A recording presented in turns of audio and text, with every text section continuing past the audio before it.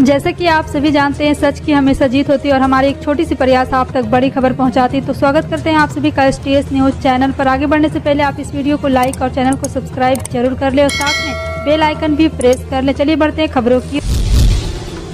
मुंबई शहर में प्रतिदिन लाखों लोग ट्रांसपोर्ट के अलग अलग साधनों से काम पर जाते हैं। अधिकतर लोग मुंबई की लाइफलाइन कही जाने वाली लोकल ट्रेनों पर निर्भर है। वहीं बहुत सारे लोग Brihan Mumbai electric supply transport की बस सेवा यानी कि बेस्ट पर भी निर्भर करते हैं। मुंबई के किसी भी इलाके में जाने के लिए बेस्ट की सभी बसें किफायती है और यह यात्रा का आसान तरीका भी है। अब बेस्ट ने एक cab best premium point two point service launch की है। इस सेवा की शुरुआत 12 दिसंबर को ठाणे से बांद्रा कुर्ला कॉम्प्लेक्स से बीच हुई है। बिहार में जहरीली शराब पीने से 65 लोगों की मौत के बाद हड़कंप मचा हुआ है। सबसे ज्यादा मौतों का आंकड़ा छपरा का है, जहां 60 लोग शराब पीकर अपनी जान गंवा चुके। वहीं राष्ट्रीय मानवाधिकार आयोग ने बिहार सरकार को नोटिस भेजा है। नोटिस में आयोग ने राज्य के मुख्य सचिव और पुलिस महानिदेशक से इस पूरे प्रकरण में पुलिस द्वारा दर्ज की गई FIR की स्थिति, अस्पताल में भर्ती पीड़ितों की चिकित्सा उपचार और पीड़ित परिवारों के मुआवजे का विस्तृत ब्यौरा मांगा है। सुप्रीम कोर्ट ने शुक्रवार को संघ लोक सेवा आयोग और बिहार सरकार को निवर्तमान पुलिस महानिदेशक SK सिंघल उत्तराधिकारी के नाम पर तेजी से फैसला लेने का निर्देश दिया है, जो कि 19 दिसंबर को पद छोड़ रहे। मुख्य न्यायाधीश DY चंद्रचूड़ और न्यायमूर्ति PS नरसिम्हा की पीठ ने UPSC से राज्य सरकार द्वारा प्रदान की गई सूची में से वरिष्ठ पुलिस अधिकारी के 3 नामों को अंतिम रूप देने के लिए कहा है, जिन्हें अगले साल 2 जनवरी को या उससे पहले DGP पर अंतिम फैसला लेना होगा। 9 दिसंबर को अरुणाचल प्रदेश के तवांग सेंटर में लैग पर भारत और चीन के जवानों की झड़प पर मुख्यमंत्री पेमा खांडू ने भारतीय सेना की तारीफ की है। खांडू ने कहा है कि घुसपैठ की कोशिश कर रहे चीनी सैनिकों को भारतीय सेना की तैनाती में हैरत में डाल दिया है। केरल के तिरुवनंतपुरम नगर निगम में पार्टी कार्यकर्ताओं को नौकरियां देने का मामला तूल पकड़ रहा है। कांग्रेस और भाजपा ने इसे लेकर मेयर RE राजेंद्रन के कथित पत्र को लेकर आंदोलन छेड़ दिया। हालांकि मेयर के विवादित पत्र की CBI जांच की मांग केरल हाईकोर्ट में खारिज कर दी है। केरल हाईकोर्ट के जज के बाबू ने मामले की CBI जाँच की अर्जी खारिज करते हुए कहा है कि याचिकाकर्ता की शिकायत में कोई दम नहीं है। अफ्रीकी देश गाम्बिया में इसी साल अक्टूबर महीने में 66 बच्चों की मौत की वजह WHO ने भारत में बनी कफ सिरप को बताया था, जिसके बाद कफ सिरप बनाने वाली कंपनी मिडेन फार्मास्यूटिकल्स लिमिटेड को कफ सिरप के नमूनों को लेकर ड्रग कंट्रोलर ने सरकारी लेबोरेटरी में जांच के लिए भेजा था। लेबोरेटरी की जांच में चारों सिरप की क्वालिटी मानकों पर खरी उतरी है। इसके बाद drug controller general of India ने WHO को लेटर लिखकर भारत की छवि खराब करने का आरोप लगाया है। सुप्रीम कोर्ट में 17 दिसंबर से शीतकालीन अवकाश शुरू हो रहा है। सुप्रीम कोर्ट में शीतकालीन अवकाश 1 जनवरी 2023 तक रहेगा। 2 जनवरी सोमवार से एक बार फिर से सुप्रीम कोर्ट में काम शुरू हो जाएगा। इस बीच भारत के बीच चीफ जस्टिस DY चंद्रचूड़ ने शुक्रवार को एक बड़ा ऐलान किया है। शनिवार से सुबह होने वाले सुप्रीम कोर्ट के शीतकालीन अवकाश के दौरान कोई पीठ उपलब्ध नहीं होगी। केंद्रीय कानून मंत्री किरण रिजिजू ने गुरुवार को राज्यसभा में कहा है कि लोगों को लगता है कि अदालत की लंबी छुट्टियां फरियादों के लिए अच्छी नहीं है। केरल के राज्यपाल आरिफ मोहम्मद खान ने राज्य विश्वविद्यालय के कुलपतियों के रूप में राज्यपाल को हटाने के लिए केरल सरकार के बिल पर एक बार फिर अपनी प्रतिक्रिया दी। उन्होंने कहा है कि यह जांच करने की जरूरत है कि क्या बिल कानून के खिलाफ है या नहीं। उन्होंने आगे कहा है कि इस मामले में संविधान जो भी कहता है मैं उससे सहमत हूँ। राज्यपाल आरिफ मोहम्मद खान ने कहा है कि यह जांचने की जरूरत है कि क्या बिल कानून के खिलाफ है या नहीं। अगर यह मेरे खिलाफ है तो यह महत्वपूर्ण है। संविधान जो भी कहता है मैं उससे सहमत हूँ। भारतीय वायुसेना ने अरुणाचल प्रदेश समेत पूर्वोत्तर के इलाके में एक बड़ा युद्धाभ्यास किया है। 2 दिनों के बाद यह युद्धाभ्यास गुरुवार को शुरू हुआ, जिसमें अत्याधुनिक लड़ाकू जेट राफेल और सुखोई 30 MKL समेत भारतीय वायुसेना के लगभग 40 फ्रंटलाइन लड़ाकू विमान शामिल हुए। ईस्टर्न एयर कमांड क्षेत्र में हुए अभ्यास में advance warning and control system aircraft भी शामिल हुआ है। तवांग सेक्टर में MLC पर चीनी सैनिकों के साथ झड़प से पैदा हुए हालातों के बीच भारतीय वायुसेना के इस युद्धाभ्यास को एक सख्त संदेश के रूप में देखा जा रहा है। अगले साल 9 राज्यों में विधानसभा चुनाव होने और उनमें से 4 पूर्वोत्तर के राज्य हैं। इनमें नागालैंड, मेघालय, त्रिपुरा और मिजोरम शामिल है। नागालैंड, मेघालय, त्रिपुरा में मौजूदा विधानसभा का कार्यकाल अगले साल 12 से 22 मार्च के बीच खत्म हो रहा है। ऐसे में 3 राज्यों में फरवरी के आखिर में चुनाव होने की संभावना है। महाराष्ट्र में आज का दिन काफी अहम होने वाला है। आज विपक्ष महाराष्ट्र के राज्यपाल भगत सिंह कोश्यारी के विरोध में बड़ी रैली निकालने की तैयारी की थी। विपक्ष मुंबई के भयाखला इलाके में CME-ST तक रैली निकालने वाले हैं और अब बीजेपी ने भी पूरे विपक्ष को घेरने के लिए खासकर शिवसेना और कांग्रेस को निशाना साधते हुए पूरे मुंबई में माफी मांगो आंदोलन का आगाज किया है। और आज बीजेपी के जितने विधायक और पूर्व नगर सेवक है वो अपने अपने इलाके में माफी आंदोलन करने वाले हैं। कांग्रेस नेता राहुल गांधी ने शुक्रवार को सरकार पर चीन द्वारा उत्पन्न खतरे को कम करके आंकने का आरोप लगाया। राहुल ने कहा है कि चीन युद्ध की तैयारी कर रहा, लेकिन प्रधानमंत्री नरेंद्र मोदी का प्रशासन इसे स्वीकार नहीं कर रहा। अरुणाचल प्रदेश के तवांग सेक्टर में दोनों देशों के सैनिकों के आमने सामने आने के हालिया घटनाक्रम के बाद राहुल गांधी ने ये बात कही है। यूक्रेन के कई शहरों में रूसी सेना ने शुक्रवार सुबह हमले किए। ये जानकारी अधिकारियों की ओर से दी गई। राजधानी कीव के मेयर ने शहर के मध्य जिले में विस्फोट की सूचना दी है। कीव के मेयर विटाली किचको ने कहा है कि जिले में विस्फोट की आवाज सुनी है और निवासियों को शेल्टर का सहारा लेने की चेतावनी दी। वहीं पूर्वी खार्किव क्षेत्र के गवर्नर ने कहा कि रूसी हमलों के बाद मुख्य शहर में बिजली नहीं है।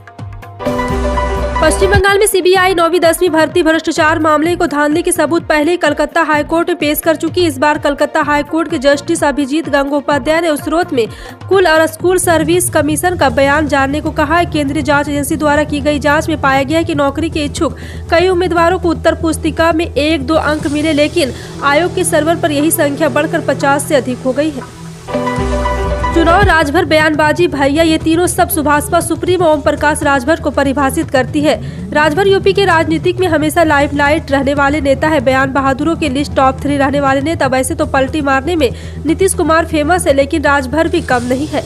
चुनाव से पहले योगी जी को चल सन्यासी में मंदिर में वाला गाना सुन रहे, फिर चुनाव बीता तो चुनाव के साथ ही अखिलेश पर भी 2 बार बातूनी बम फोड़ दिया है।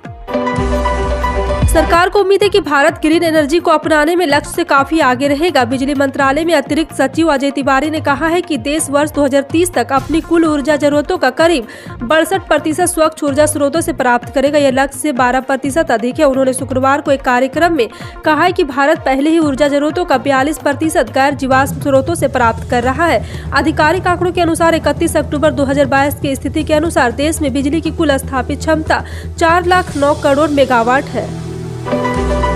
छत्तीसगढ़ बोर्ड एग्जाम 2023 की समय सारणी कर दी गई है। सीजीबीएसई क्लास 10 और 12वां के लेकर शुक्रवार को 16 दिसंबर को नोटिस जारी कर दिया गया। छत्तीसगढ़ 10वीं-12वीं बोर्ड परीक्षा की date sheet official website cgbse.nic.in पर अपलोड की गई है। इसके अनुसार छत्तीसगढ़ बोर्ड परीक्षा की शुरुआत 1 मार्च 2023 से शुरू हो रही। 1 मार्च से हायर सेकेंडरी सर्टिफिकेट एग्जाम यानी कि 12वीं और 2 मार्च से हायर स्कूल सर्टिफिकेट एग्जाम यानी 10वीं की परीक्षा शुरू होगी।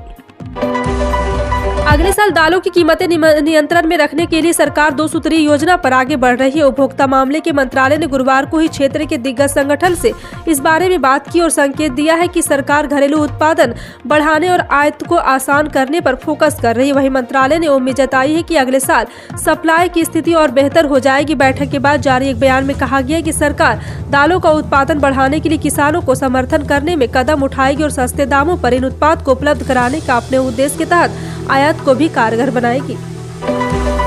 मध्य प्रदेश में मंत्रांतरण करने वाले व्यक्ति को अब 60 दिन पहले संबंधित जिले के कलेक्टर को इसकी सूचना देनी होगी। यदि कोई धर्मचारी मंत्रांतरण का आयोजन करना चाहता है तो उसे भी इसकी सूचना 60 दिन पूर्व कलेक्टर को देनी होगी। यह सूचना व्यक्तिगत रूप से उपस्थित होकर या रजिस्ट्रेशन डाक या इलेक्ट्रॉनिक माध्यम से दी जा सकेगी। कलेक्टर ऐसी सूचना मिलने पर इसकी पावती भी प्रदान कर सकती है।